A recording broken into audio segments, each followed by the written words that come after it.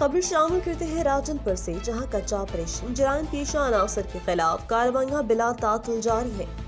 जदीद हथियारों से लैस ताज़ा दम पुलिस दस्तों की कच्चा के इंतहाई दुश्वार गुजार और खतरनाक इलाका कच्ची मियांवाली 2 में मजीद पेशकदमी और वक्फे से क्रिमिनल से फायरिंग का तबादला जारी है। पुलिस दस्तों ने अहम कामयाबी हासिल करते हुए कच्चा मियांवाली 1 का मुकम्मल कंट्रोल हासिल कर लिया। कच्चा मियांवाली 1 में बन्नू गैंग के ठिकानों और कमीनगाहों को मुकम्मल तबाह करके नजर आतिश करके डाकुओं के ठिकानों पर पुलिस बकेट्स कायम कर दी गई ताकि डाकू इन इलाकों में वापस न आ सके।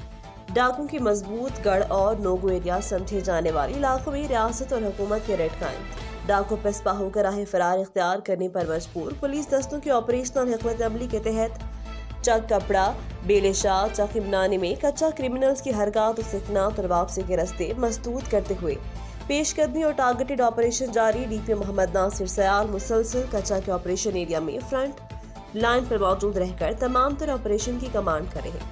RPO captain retired Sajjad Hasan Khan का कच्चा के ऑपरेशनल एरिया के मुसलसल दौरे करके ऑपरेशन की मुकम्मल निगरानी का सिलसिला जारी है।